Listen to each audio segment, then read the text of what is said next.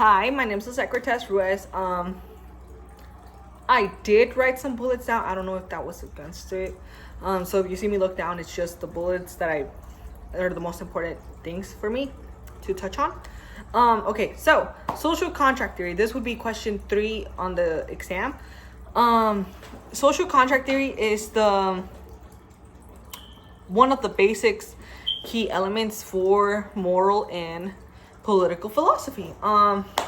As it positions that individuals have consented either implicitly or explicitly to surrender some of their freedoms in order to gain protection of their sovereignty, basically, or the government,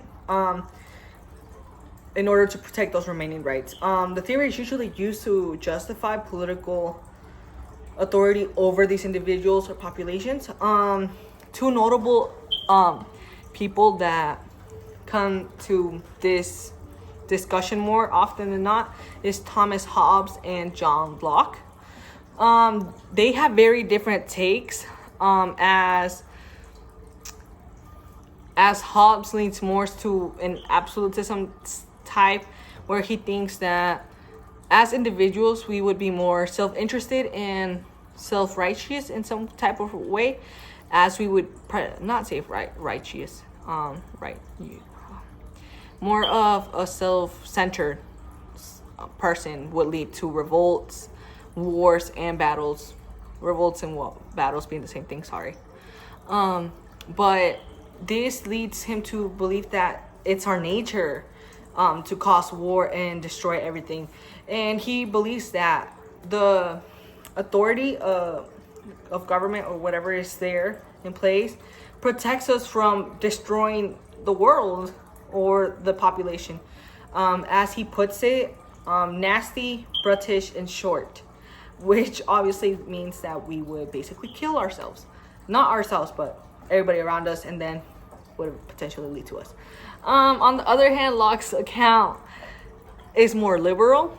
He saw that the social contract, or thinks that the social contract theory is more of a safeguard to our rights, not only because of how we are as individuals, but more importantly, since we need some rights in order to protect our life, liberty, and our property that ensures our way of living. In Locke's view, we see that the government exists to protect ourselves, and not ourselves, at least our rights. My bad, misspoke. I meant our rights. The government is made to protect these rights, and if we believe that the government isn't doing such a good job, we are allowed and entitled to revolt, as we aren't being treated as we should. In relation to ethical egoism, the social contract theory can be seen as a way for individuals to protect their self-interest by agreeing to this social contract. This ensures their safety and the preservation of their rights. However, there's many objections to the social contract theory, as it presumes that voluntarily agreement is never often. Like, we are born more often than not into these societies that have the social contract theory already established, and we can't get out. It's not because we want to. We were born or raised, brought into this social contract society that has been established in the society.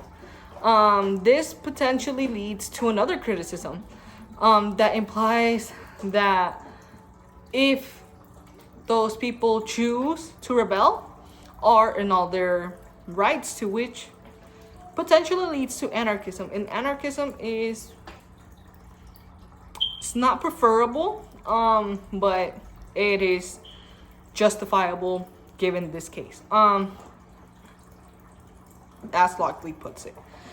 Despite these objections, many argue, the defenders of the social contract theory argued that it provides a rational explanations of the existence and social structure of governments, not social. That they might also be that the contract is not implicitly or explicitly agreed upon. The benefits individuals gain from the society is way is a way of consent. Therefore, for the greater good would be why they agree to it, as they see that it is in order for their protection of the rights, and the pros outweigh the cons. Thank you. That is all for question 3 of exam 1.